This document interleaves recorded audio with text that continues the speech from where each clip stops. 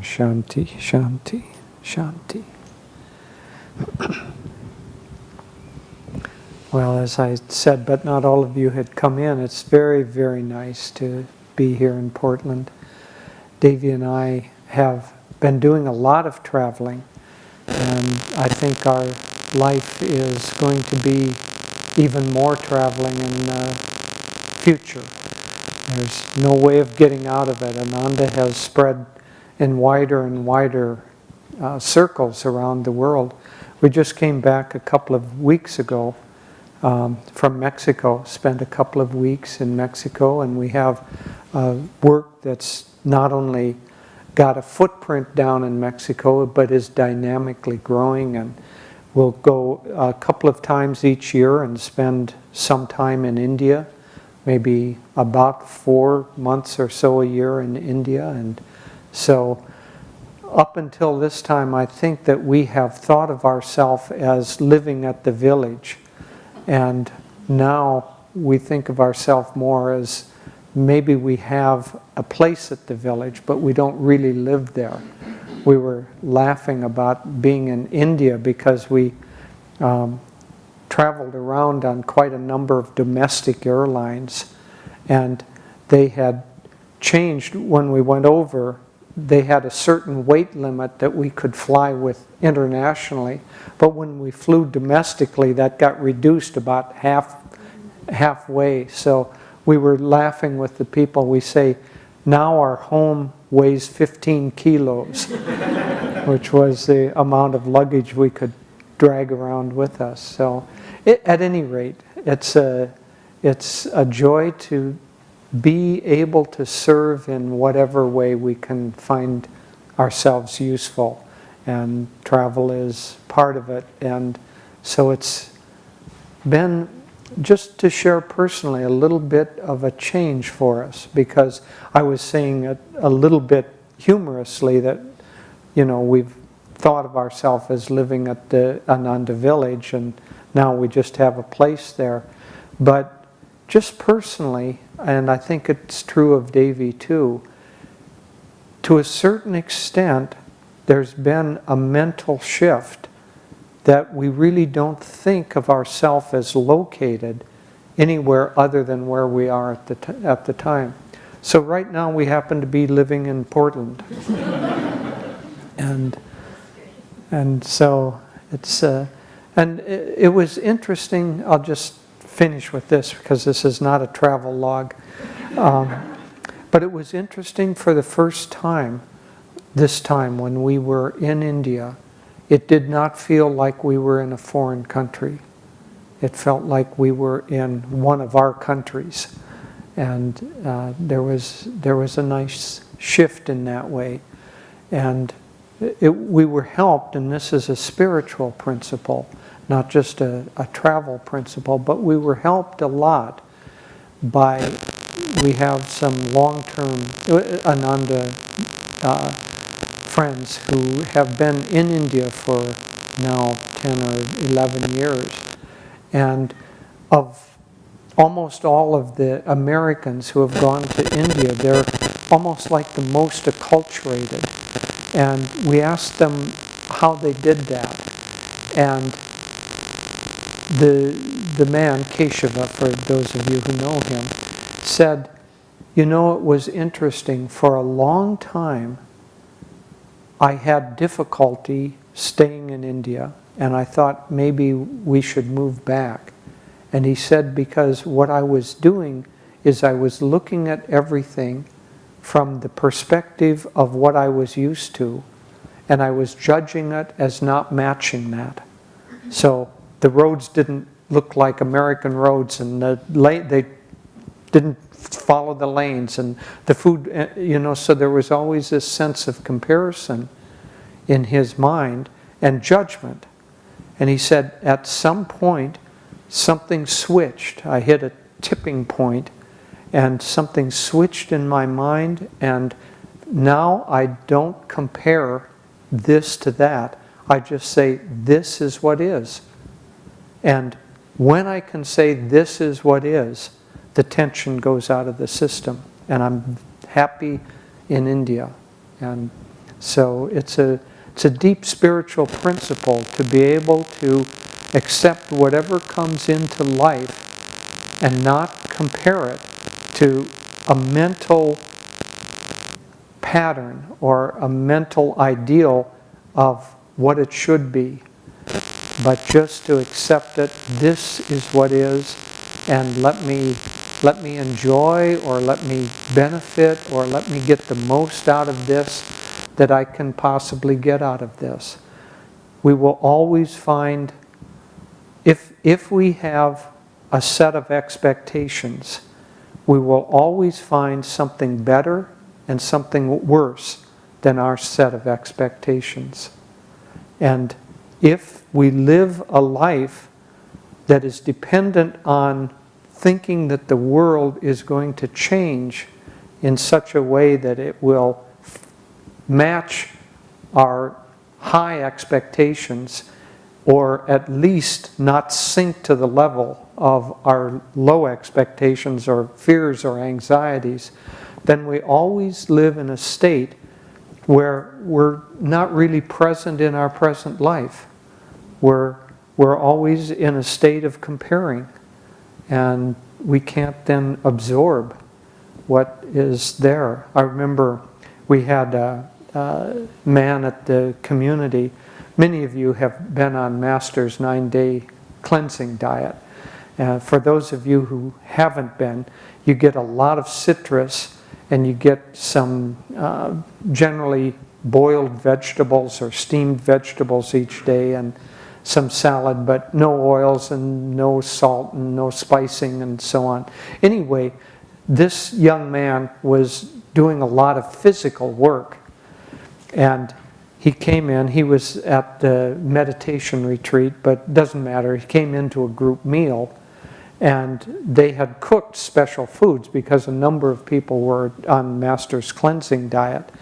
And the cooked meal for lunch was boiled cabbage.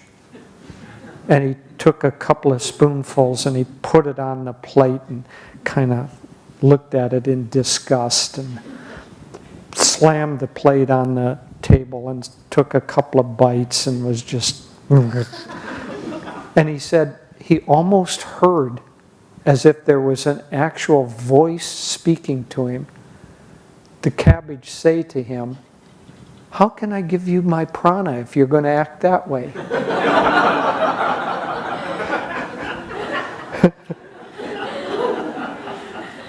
And so life is always some manner of boiled cabbage.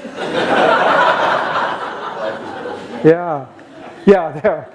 Don't put that on my tombstone. Life is a plate of boiled cabbage. All right. But life is always some meal that is being served to us. And if we look at it in kind of semi-disgust, it's going to probably remain silent, because I think he was, fasting almost like the American Indian Vision Quest, where you get your spiritual connection with your totem animal by fasting or something. So he was in that state, and so he could hear the cabbage speaking. But normally, we aren't able to hear life speaking to us, saying, "How can I give you my lesson or my love or what I'm trying to give you?" Because everything, that boiled cabbage, whatever is on our plate, whatever circumstances we're in, whatever comes to us, all of that is Divine Mother. Every single speck of experience in our life is Divine Mother. And she's coming to us in that form, drawn by us because we need that particular kind of lesson or nurturing or nourishment or whatever it is. So that's Divine Mother. And if we eat life's plate with a sense of comparison or disgust, Divine Mother is going to silently say, "How can I give you my prana if you treat me like that?" And so one of the processes, what we really want to talk about, is the process of spiritual growth through a whole lifetime or series of lifetimes. So one of the processes in our spiritual growth is that we get a whole lot of stuff that comes to us, and for a long time we have a pattern of relating to the world according to whether we like it or we don't like it. And that relation to the world according to our likes and dislikes is the primary pattern that drives our life, that drives the reincarnational process, and it is the doorway to freedom. Patanjali's Yoga Sutras, his scripture of yoga, starts out with Yogas Chitta Vritti Nirod. Yoga is the neutralization of the whirlpools, and one could say of the whirlpools of the tendency to judge the world into likes and dislikes, to separate the world into likes and dislikes.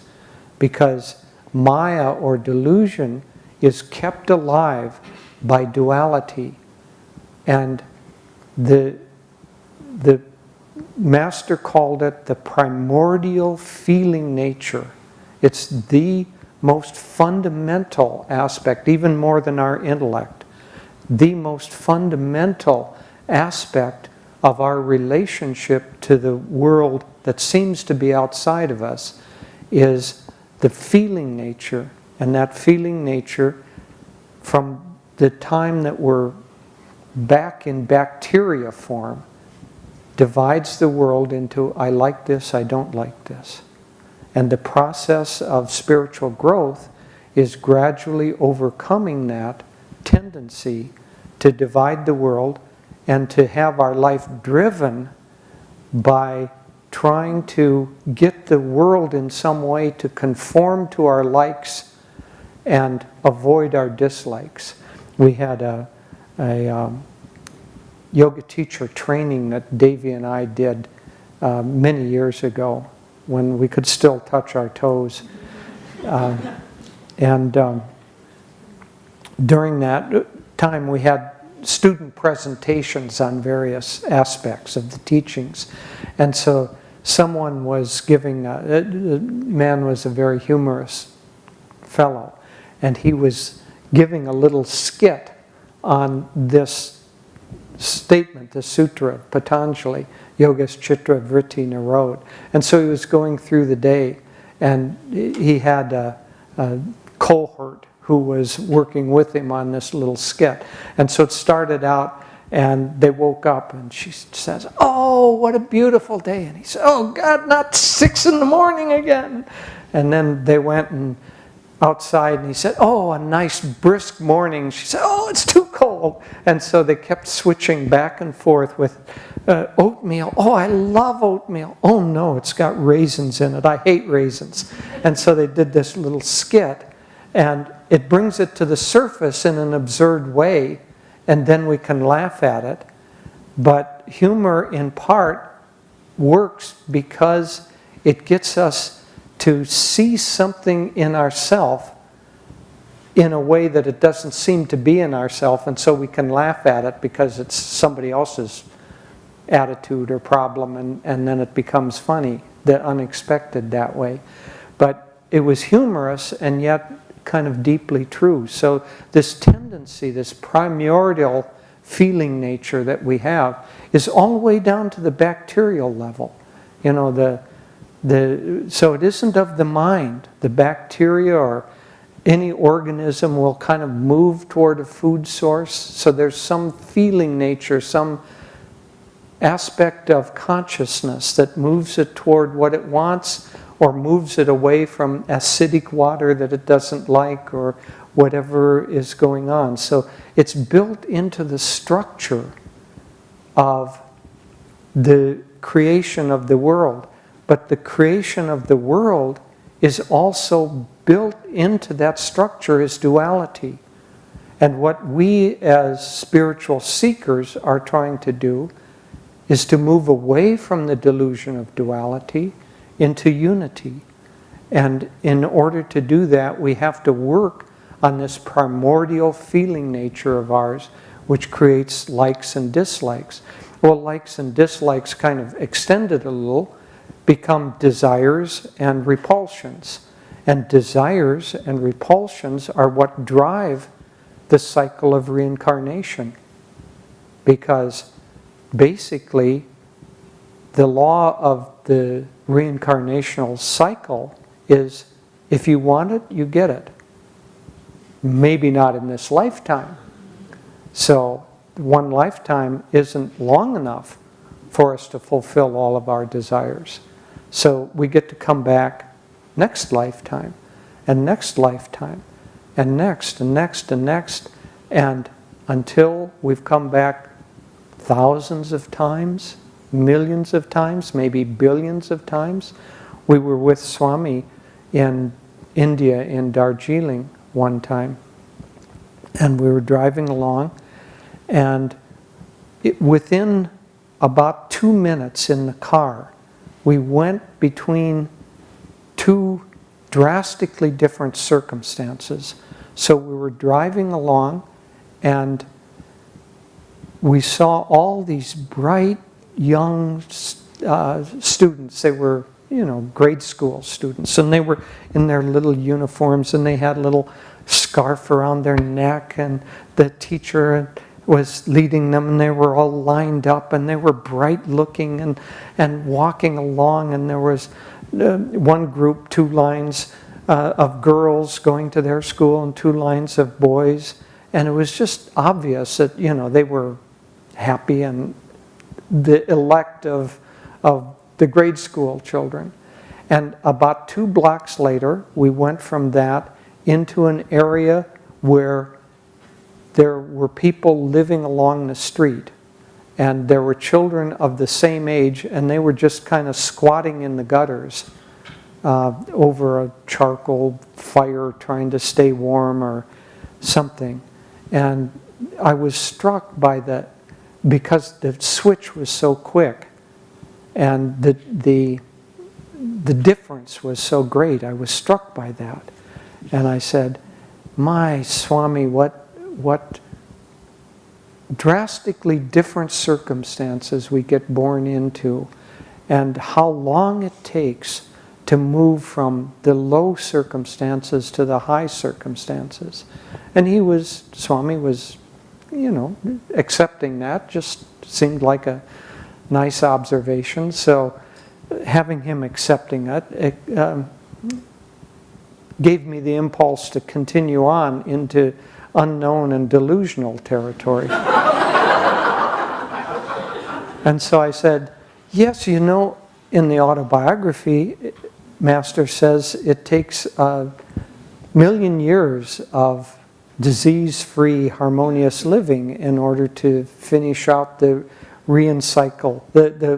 cycle of reincarnations. And I said, and I figured that out once, and it takes us maybe 60 or 70,000 lifetimes.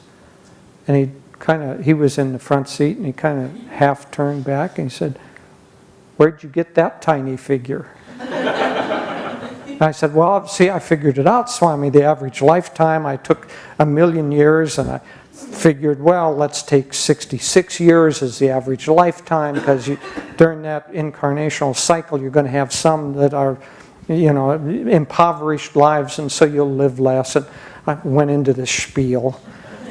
And I said, anyway, so it's something like 60 or 70,000 lifetimes. He said, you didn't even read the passage. He said, if you live disease-free, harmonious living. And he said, in fact, it takes millions of life cycles, perhaps billions of life cycles, because the driving force is likes and dislikes, and desires and repulsions. And as long as that's active in our consciousness, we're going to be driven by the very It isn't like something outside is imposing it. It's like we ourselves are imposing the necessity to fulfill the desires that we had. And so, as long as we have desires that cannot be fulfilled except through a physical incarnation, then we will incarnate physically. Certain desires, like the desire, well, we had the choir up here.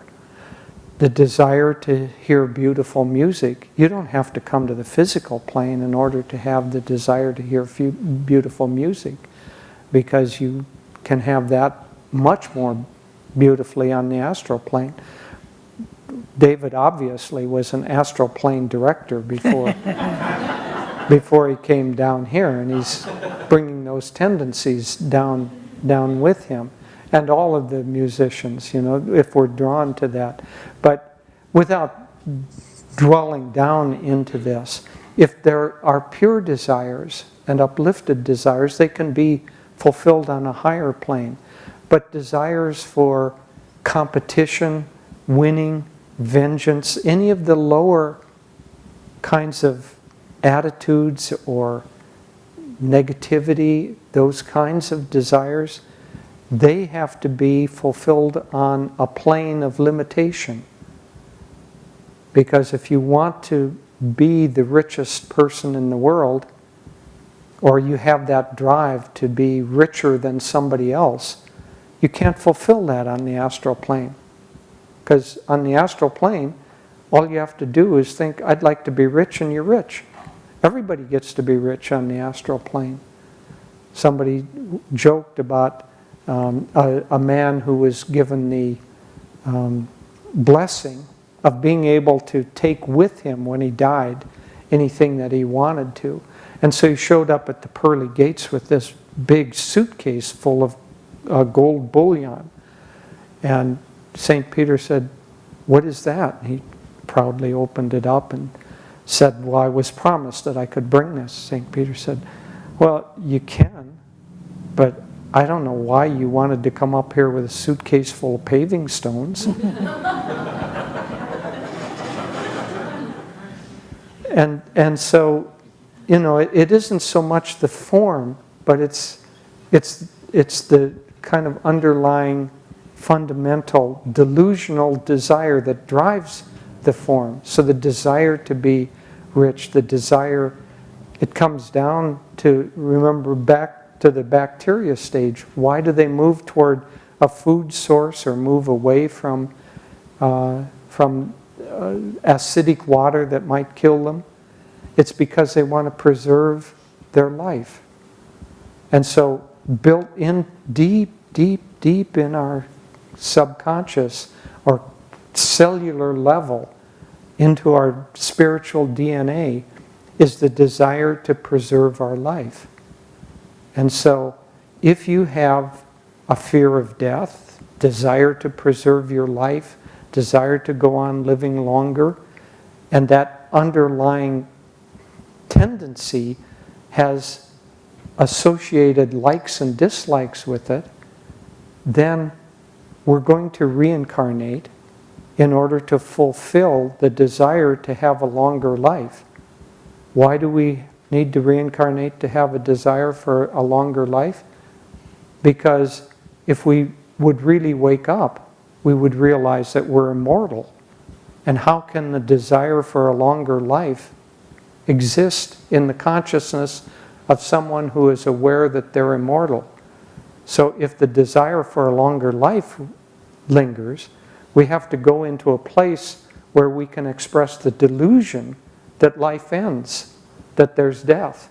Because if there isn't any death, if it's obvious there isn't any death, then you can't play out that delusion in that form. And so it's very, very kind of intricate and goes on for however long we want to play the game until, as Master said, there comes a kind of an anguishing monotony of, I'm just tired of going through this. And then that comes with the spiritual awakening that what we want is no longer to live in a life of duality. We don't want to win, we don't want to lose, we don't want to have the game tie. We don't want to live in that life of desire and repulsion, likes and dislikes. We want to be done with it. And that desire to be done with it grows stronger and stronger. And that draws us into a relationship with the spiritual path. At first, because we have so many lifetimes, at first it just awakens a desire for something higher, something more, something pure, something, we could call it more sattvic, and that desire is awakened. Then, in that state, we begin to be attracted to do things like read books on proper diet, or read books on color healing, or could be anything, but something. We're kind of hungry, and we're looking for food that feeds that upward directed, higher directed aspiration in us. And so first we read a little bit of this, and then we go to, I don't know, World War Z and watch the zombies and love that too. And so we're caught in the up-down pull. But the desire flow is now beginning to change and move in a more upward way. And then we attract to ourselves a teaching. And at first we just nibble at that teaching. Gradually, maybe it takes many incarnations. We come and we begin to get serious about a teaching. And when we're serious about a teaching, we will attract to us a true teacher or true teachers.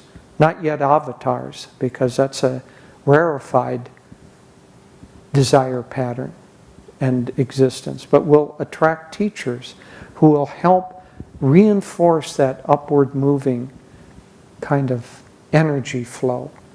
It's Swami in the book Education for Life uses a concept that is very interesting. He talks about specific gravity. And specific gravity in a physics world means the relationship between a mass of any size, a volume, and the mass of that volume in comparison to the environment that it's in. Usually that means water. And so if you take a mass that's the size of a grapefruit, but that size of the grapefruit is made out of lead, that's going to sink because its specific gravity is more dense than the medium in which it's trying to float. If you take that same size, but this is a balloon filled with air, it's going to float. And so, and a grapefruit, I don't know what a grapefruit does, probably half sinks and half floats, or maybe it sinks down and gets down to a certain level. I'm not quite sure about the specific gravity of grapefruits. Somebody can Google it for us here.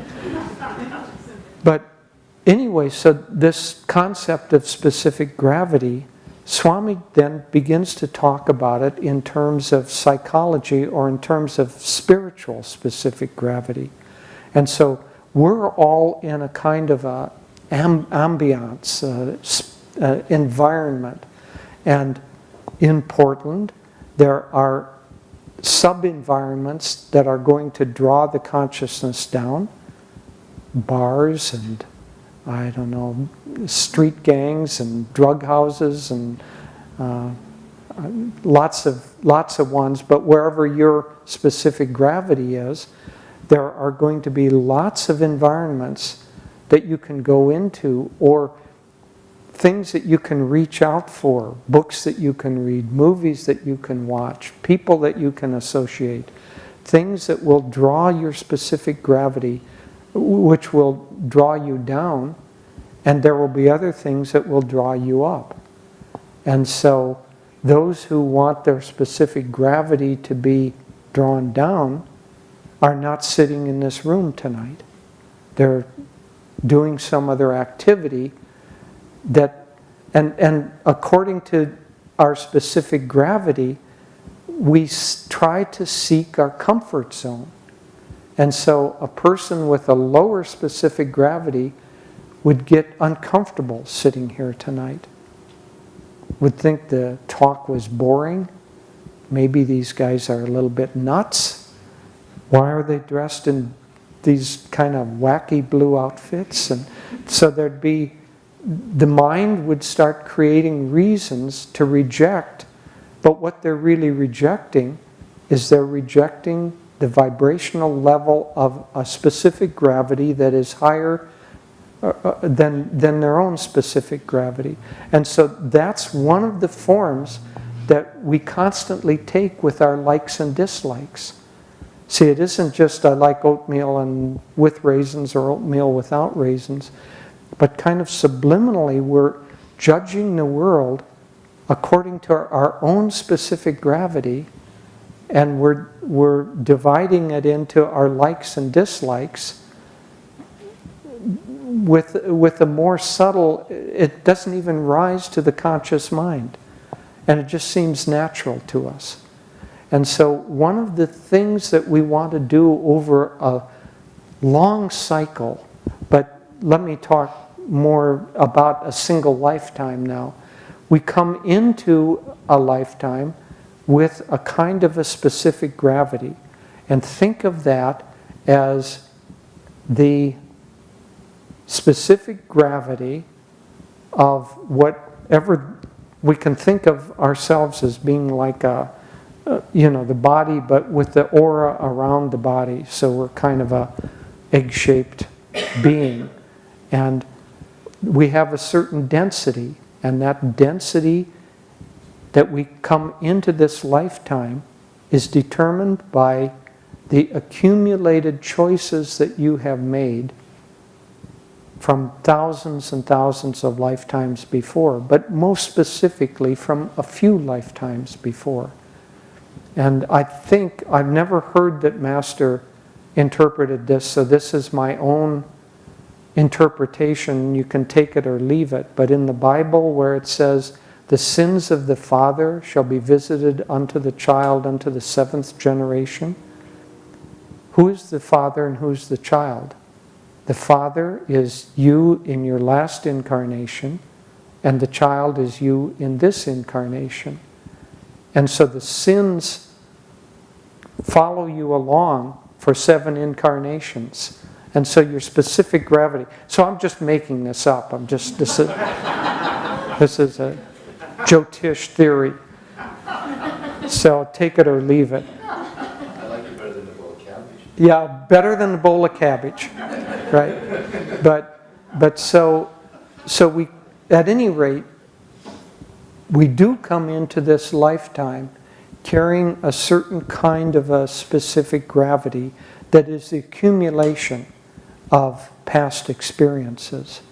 And in this lifetime, for the devotee, our job, wherever that is, say we're now back in a body of water and this is floating 20 feet down under the surface, and the specific gravity kind of holds it there.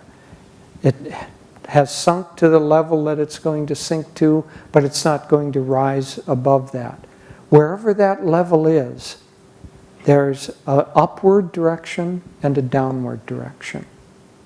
And so our specific gravity isn't outside of ourselves, it's inside of ourselves. And it's the accumulation of samskars and tendencies that reside in the astral spine. And all of those tendencies together, all added up, pluses and minuses, all balanced out, create a certain specific gravity in us. And so you could call that the starting point. The job of the devotee in this life is to try to choose those attitudes, those practices, those habits, those things that will move the energy up toward a lighter specific gravity, from wherever you are now. And it's all extremely, extraordinarily individual. And so wherever you are right now, you have created that from 10,000 choices that you've made in every month or every couple of months for all the past lives, billions and billions of choices. So you've created exactly where you are now.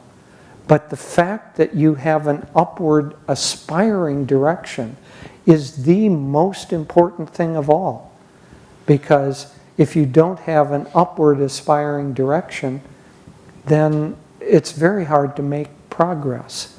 And the lighter the specific gravity, we're talking 25 feet down, when that object gets up, a foot below the surface, it sees all the light above it and is drawn to the light and wants to move in that upward direction. So we're all close to the surface and we're drawn to the light and wanting to reach up. But our karma, the accumulation of that, is going to bring to us a curriculum, is going to bring to us a plate, maybe of cabbage, maybe not, whatever the life lesson, the plate of life lessons that we need, it's going to bring that to us. And it's going to be exquisitely tailored to your own individual specific gravity. And some of the things that come into life are going to seem negative, and some are going to seem positive. But the odd thing is that spiritually, in the Gita it says, what is day to the worldly man is night to the yogi, and what is night to the worldly man is day to the yogi. In a spiritual sense, to a large extent, not completely, but to a large extent, that which seems to be negative is that which will draw us in a positive direction.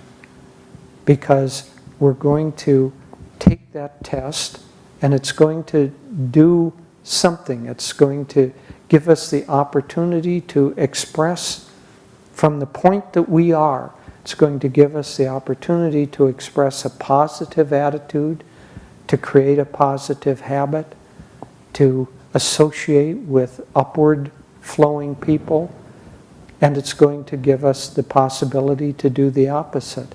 But it's normally through the tests that we make the most progress. Master said the seeds of success are planted in the season of failure. And so the test that we draw in our life, in a certain sense, are meant to bring us to our breaking point. And if we don't have a test that brings us to our breaking point, then it isn't much of a test, or at least challenges us. If you're a school teacher and you have a class of second graders and you give them a test which contains problems like 6 plus 4, and they don't know, gosh, I can't quite think, I can't quite remember that.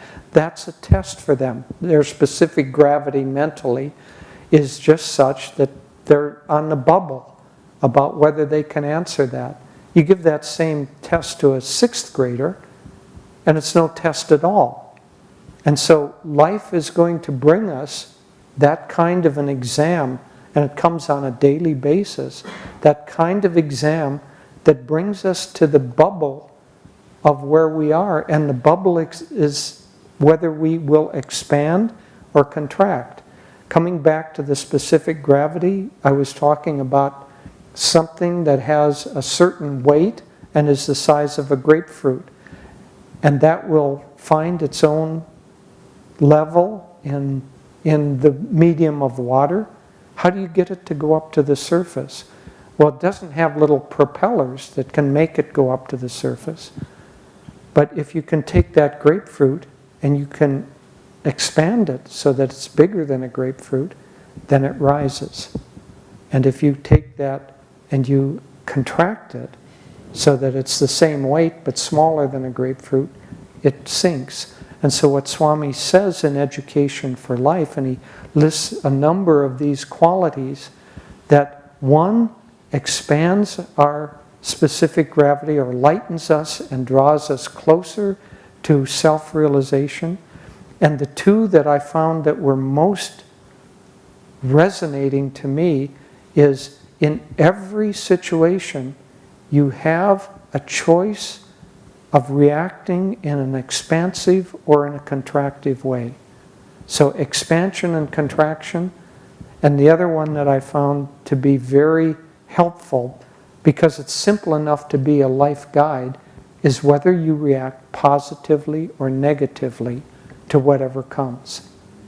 And so you can ask yourself the question, if I want to lighten my specific gravity or move toward the light, then I need to take whatever comes to me and find a way to relate to it expansively and positively. And life will give you the exact test that is designed, tailor-made for you with your past experiences, to put you on the bubble of whether you want to react positively or negatively. And so everything that comes to you is a little kind of a, I don't know, spiritual exam. And when we display the right choice, when we're expansive or positive, then our consciousness expands and our specific gravity rises until our consciousness expands infinitely. And when we go into the high spiritual states, one could almost define those as the ultimate expansion of consciousness and the ultimate lightening of specific gravity. We had a friend who was an architect, designed a number of the buildings at Ananda. He was an architect and also an engineer, and had a whole bunch of disciplines. And we used to love to sit with him. Zach Stewart, if any of you happen to know him. But we used to love to sit with him and talk with him because he had just one of those really interesting and fertile minds. And he loved to go out and row in San Francisco Bay. And he said, if you're going to row in San Francisco Bay, you have to know the currents that come, the tides and so on. He said, we engineers, we spend a lifetime studying the effects of gravity, that forces the tides to move. If you're building a building, the force of gravity, you've got to size your pillars and your rafters and all of that to be able to withstand the pull of gravity coming down. So he said, we spend our lifetime studying the forces of gravity. He said, but you guys at Ananda, you spend your lifetime studying the forces of levity. And it's very true. The force of levity is expansion of consciousness and finding a way to a positive attitude. And Master said that we have about 1,000 thoughts a day. We have a lot of little sub-ripples too, but 1,000 thoughts. So think of 1,000 times a day you're on the bubble and you get to choose expansion and positive reaction or contraction and negative reaction. And the accumulation of that lifetime after lifetime after lifetime builds you up and propels you forward until in a lifetime like this, what we have going for us is not just our own choices, but we come into a kind of a force field created by someone with ultimately expanded consciousness, Master, Samadhi, union with God, that ultimate expansion of consciousness and enormous positivity. And we come into a magnetic kind of field of that. And that's the grace of God through the Guru. So it's not just by our own effort that we make those choices that lighten us and will eventually bring us to self-realization. It's the single choice that we have made that is most important of all, is to come into a relationship with a great spiritual engine like Master. And that grace that flows, added to our own efforts, will bring us to realization.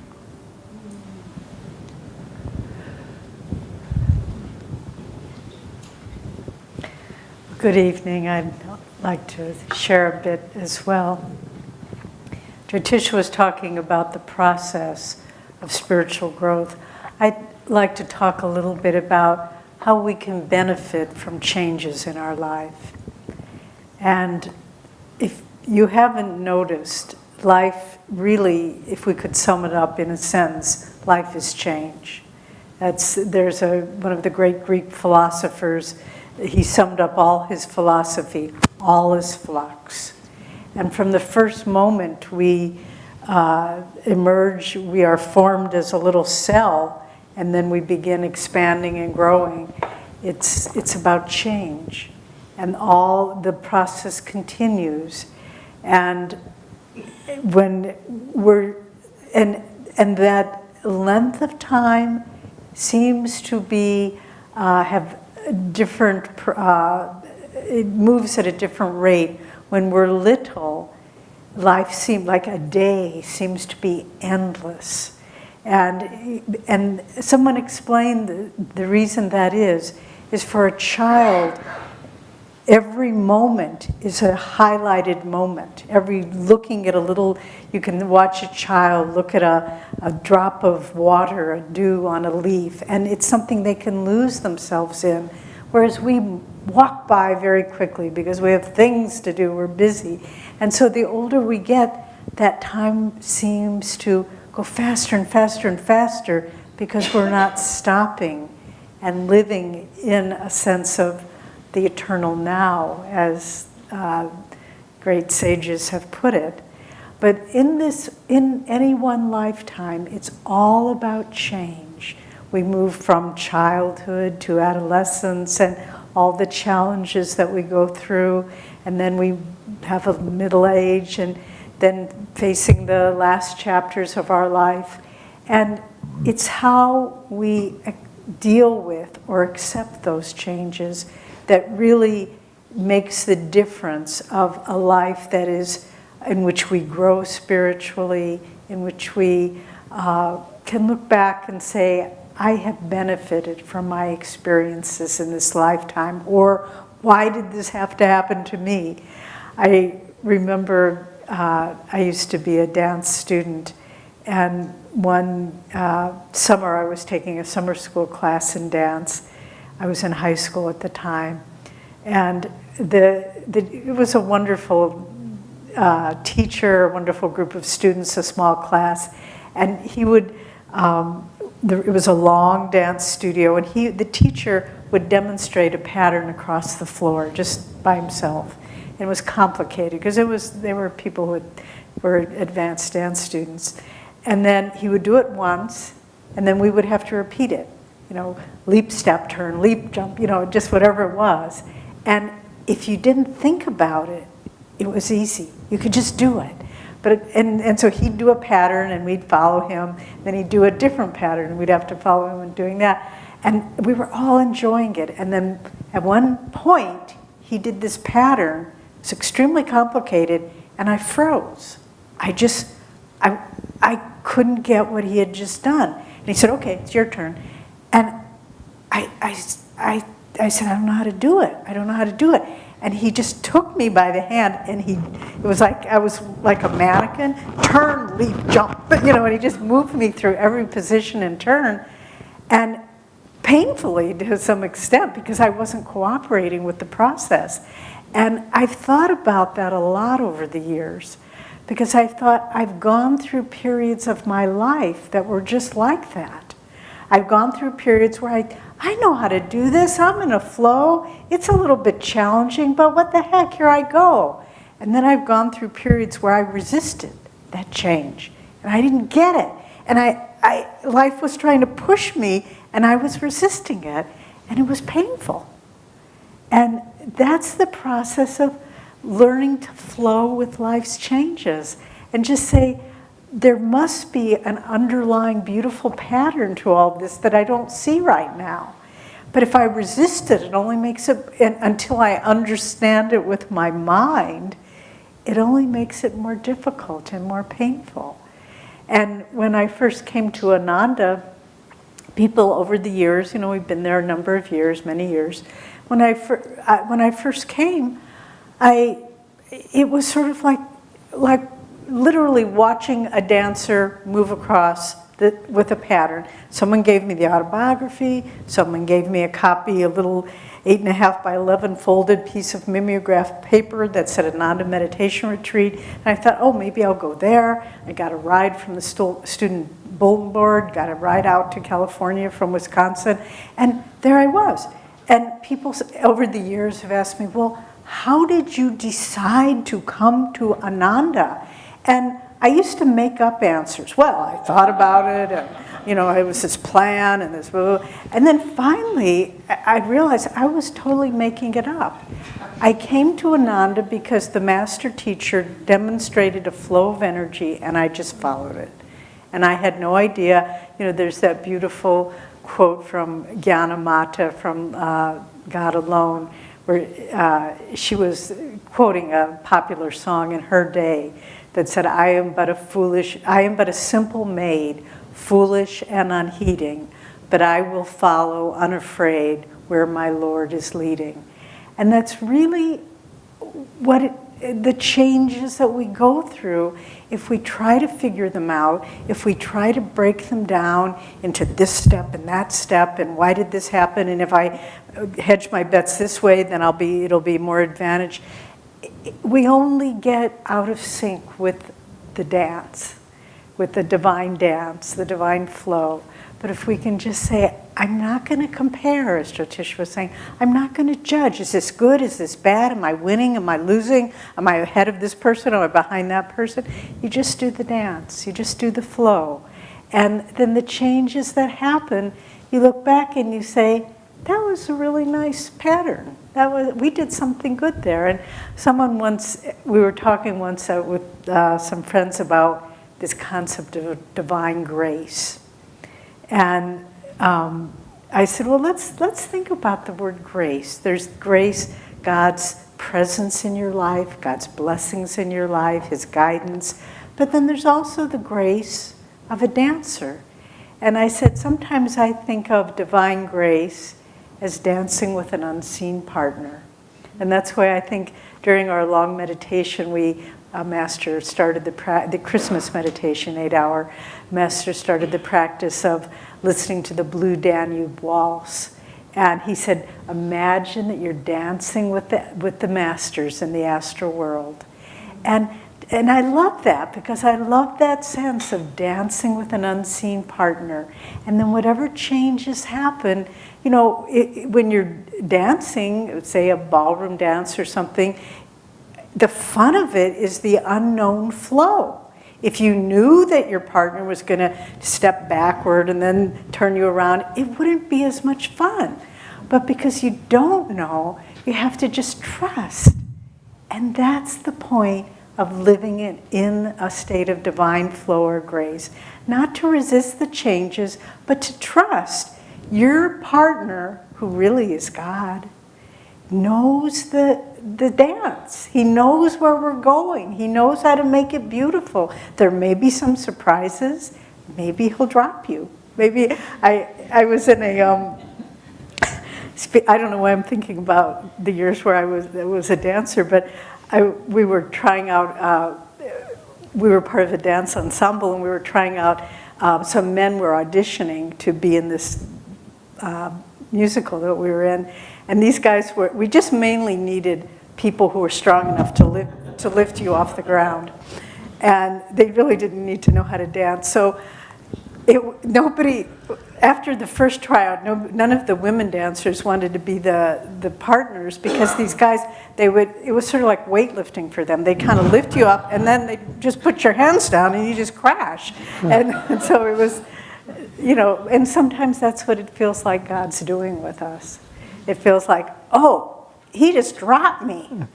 But maybe it was obviously it was our karma. But the changes that come in life, if we can understand them, they're part of a beautiful pattern.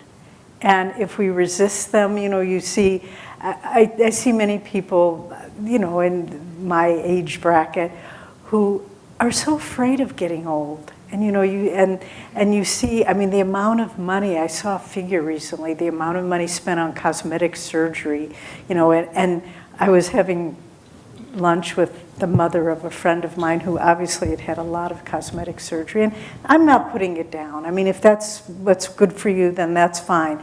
But, I was just sitting looking at this person. I thought, does she really think that makes her look better? Because it was just, but people are so afraid of the changes of getting older, of the loss.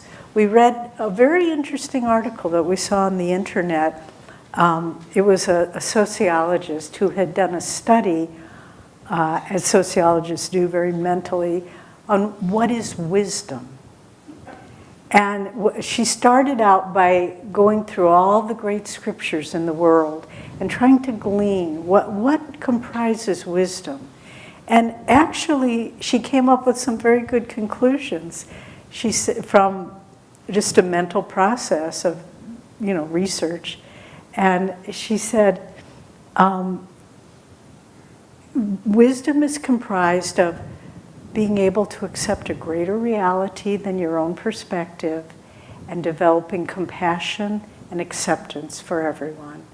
And furthermore, as one ages, wisdom is comprised in being grateful for what you have and not what you have to leave behind. And if we can live our life in that kind of a flow, then there really isn't much fear. We went over to Ananda House this afternoon. Some of you know it's an assisted living facility run by a number of our members, headed by Hanuman and Mari. And one of the wonderful souls that lives there is a woman named Jyotish and Devi, who used to live at Ananda Village. And she was a friend of mine there, and we would have tea together, and she'd come to my office, and we'd talk, and she'd reminisce. And she is a very wise soul. And then it came time where she just couldn't live unassisted anymore, and Ananda House was opening up, and I went to have one final tea with her before she moved up. And I said, Jyotish Devi, are you okay with this move? And it was so inspiring what she said to me, because I thought, this is the fruit of a devotee's life. She said, I can't take care of myself anymore. I need assistance. And so I'm happy to go there. Because she said, I went for a walk the other day and I fell down. Luckily, somebody came up soon afterwards and helped me get up and get back to my house. But she said, I can't do it anymore. So why resist this change? And how many of us have had relatives or friends, oh, no, I want the independence, I don't want to do it. But you can't do it anymore. And it's the same with many aspects of our life. We want to hold on to whatever was that no longer has a living force behind it. And if we can just say, that's not the part of the dance I'm in right now. It's shifted, it's changed. And let me find the beauty in this part of it. And, I have to say, and I'm very grateful for this, the older I get, the happier I become. Because things that used to seem really important just don't seem that important anymore. And you're just able to just let things go and say, it doesn't matter what people think of me. It doesn't matter who wins or who loses or any of those things. I remember when I was a young person, high school, I was reading the book, some of you may have read it, Siddhartha by Hermann Hesse. And I wasn't on the spiritual path at all then. It's the story of Buddha. It's Buddha's life told in a kind of poetic version. And he was a young prince, and then he left all of that. You probably know the story of Buddha's life. And then he became, he began disciplining himself. He achieved great enlightenment. He became, this great, great enlightened being. And the way he was presented in the book, and then at the end, he left, even his disciples, and he became just a ferryman that ferried a little ferry back and forth across the river. And no one really knew who he was. And when I read that book as a teenager, I thought, but he lost. I mean, he gave up this great position and respect and, and he's just a ferryman. And then I read that book years later, after I was on the path, after I had gone through some life experiences, and I thought, oh, what a great ending. He could just walk away from it all and be invisible. And so to just let your life see it in that kind of a flow. And we also live in a particular time right now. This age that we're living in, Dwapara Yuga, it's a time of transition. So it's almost like, when you're paddling if you're paddling against the current, you can kind of get resistance. But when you're paddling with the current, then you move forward faster. And so each of our lives have their own momentum to change. And here we jump in the river of consciousness at a point in time that's Dwapara Yuga, which is a time of transition, a time of change. We read somewhere that in the 1200 years of Kali Yuga, the main change, technological change in those 1200 years was the invention of the wheelbarrow. And that was it. That's what came out, technologically, what came out of Kali Yuga was the wheelbarrow. And you look, and then Swami has often used the illustration that at the turn of into the 20th century, that man who was the head of the U.S. Patent Office said, I think we should close the patent office. This is, 1900 or so, because everything that could possibly be invented has been invented. And then, here we live, iPhone 4, iPhone 5, months are weeks apart where these inventions and breakthroughs are coming out. And it's a time of accelerated change. And I know for people of my generation, sometimes we have to fight to not resist that, or at least I have to fight. It's like, I don't want to buy one more thing because I don't want to have to learn how to use it. And we saw a YouTube video that someone sent us recently that it's called The Future of Medicine. If you Google it, I think you can find it with that title. But it was amazing, about 6 minutes long. It was a document, or filming of this clinic, interview with the doctor, and then of his clinic in Israel, where he has developed with a team of highly technical engineers and doctors a new form of surgery without cutting the body. So it said they started with a condition of fibroid cysts that women have, which usually has a recovery time of 3 weeks.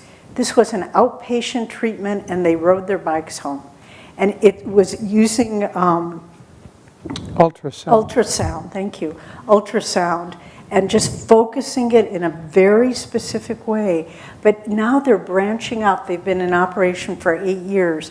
Brain tumors, non-surgical, dissolve them within an hour. Go home, you're done. It showed a person who had Parkinson's disease, showed a video of him before and after. His hand was shaking so much that he couldn't write, he couldn't feed himself soup. 1 hour treatment before and after, totally gone, and never came back. So we're living in a time of incredible change. And the human consciousness tends, as we get older, it tends to resist change. is somewhat disappointing to me, I should say, that my brother, who very close with him, very fine man, we were good old liberals, political liberals together. And now, when I talk with him on the phone, he's just so conservative. He's 4 years older than I am, and I don't want to use the word Republican, but he's... It's like, oh my God, my brother's a Republican. How did that happen? But it's like as we get, and I'm sorry if I offend anybody, you know, there's pros and cons politically, and I believe me, I don't want to go there, but it's just the principle of conservatism and the tendency as we get older not to want things to change, freeze them in place. And that's essentially what conservatism is. And so to keep pushing it out. And in the times that we live, it's a challenging time. Things are changing so radically. And it's even, you know, technologically it's hard to keep up with. Sociologically, on the religious, you know, all the different expressions of religion and the new kind of churches that are emerging. And Priya was talking about, she's one of our teachers in the college, how she was giving a class on supportive leadership to the students there. And she said she realized they intuitively understood all of this stuff that to us was like breakthrough thinking. And the times that we're living in, if we can, again, don't resist them, but understand that we as individuals are changing, the times we're living in are accelerating those changes, and that it's all good. We don't have to resist it. We maybe don't know where it's going, but it's moving forward. And then you add an accelerating factor to that. There's the regular changes of life. There's the era of Dwapara Yuga that we're living in. And then you come onto the spiritual path. And believe me, if you want accelerated changes, that's what the spiritual path gives to you. There was a story that is purported to be a true story. There was a spiritual community in Europe. It was a Gurdjieff community, for those of you who know who he was. He was a spiritual teacher from Europe. And one of his, I don't know why that happens. One of his students was leading, one of Gurdjieff's students was leading this community. And the structure was such that you had to pay to live there. You paid the teacher, you paid for your lodging and so forth. And there was one man living there who drove everyone crazy. He was grumpy, he was irritable, he was angry all the time. He made everyone's life miserable.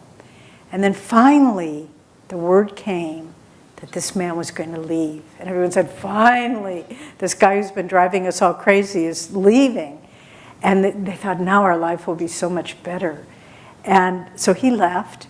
And then a few days later, the spiritual teacher left. He took a trip. And he went and found that man who was causing everybody so much difficulty. And he said, please come back, we need you. And that said, no, I'm not interested in coming back. And he said, well, you don't have to pay, just come and live in the community. And the man said, no, I'm done with all that spiritual stuff. And finally the teacher said, I will pay you if you come back and live in our community. And the man said, well, okay, I don't have a job, I'll come back. So he came back, once again was driving everybody crazy. And the students came to the teacher and said, how can you do this to us? We're paying for to be here, for your instruction, for your training. And he said, yes, you're paying me. And this man is one of the best teachers you can possibly have. And that's why I brought him back, and that's why I'm paying him. He's on my staff. And so the point being, once we take up the spiritual life, those challenges are going to be coming. Those changes are going to be coming. And if we resist and resent them, we just slow down the process. But if we just say, do whatever you like. You know, that's why Master had the wonderful interpretation of Christ's word, if someone smites you on the cheek, turn the other cheek. And, how do we usually interpret that? It's like, well, okay, I'm not going to fight back, and, if they're going to hit me, then it's okay, I'll be passive. But Master said, no, it's talking about karma. If you have some karma, a blow coming to you, turn the cheek and get the rest of the karma. Let it all come. And that's what that means. And so if we can live in that way as a devotee, to not resist and say,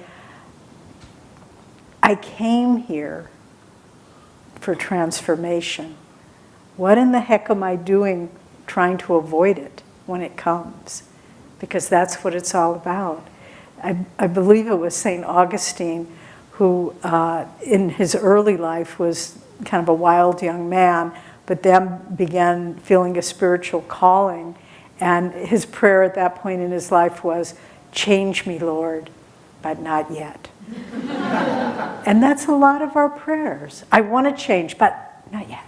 I still want to hold on to this delusion. I still want to hold on to this behavior pattern that I know is self-destructive, that I know is harmful.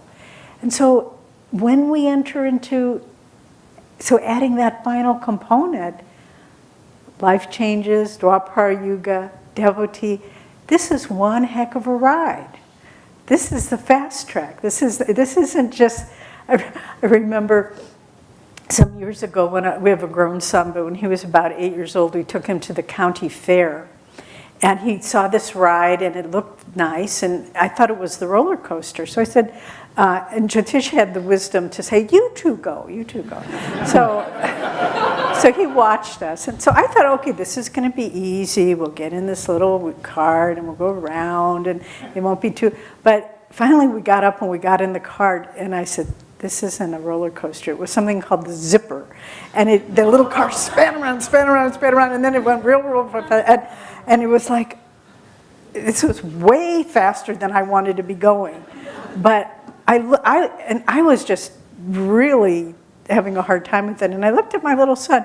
He was having the best time. He was laughing and relaxed, but I was resisting it because it wasn't what I expected.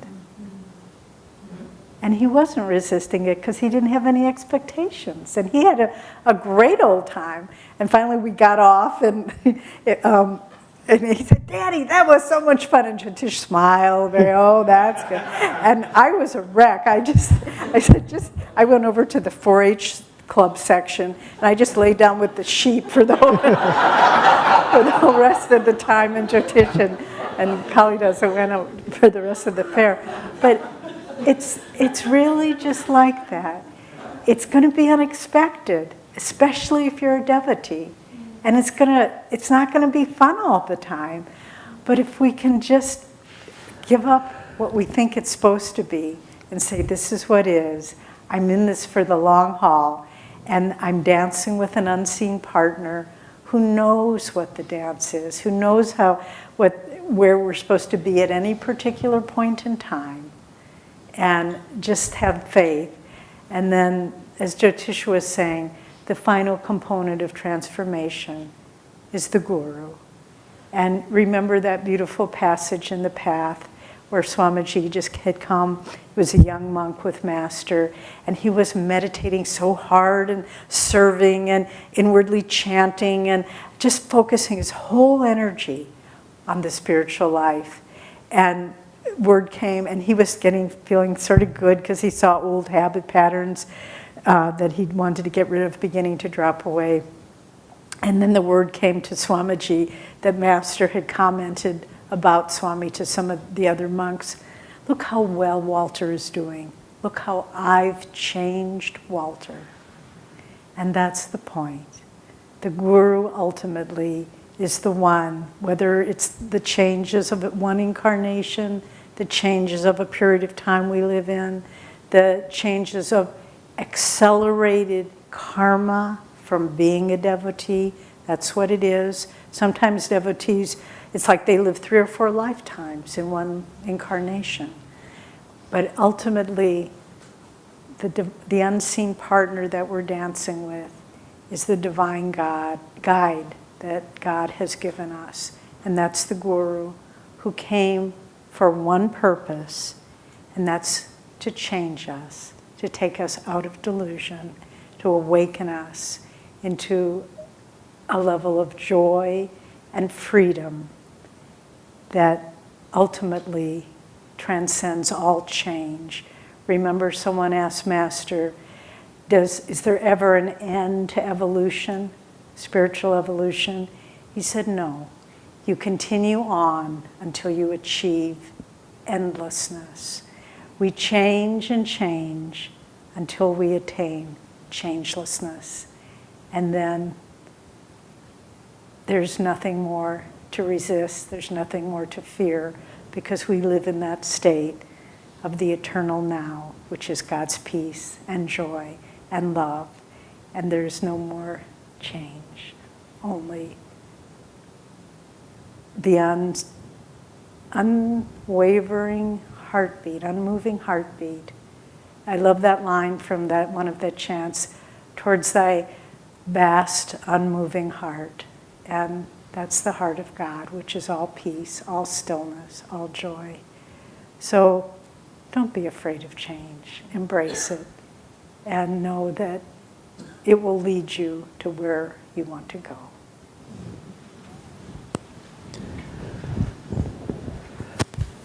Now I'm going to ask something that's completely unfair. I would like another song. You choose.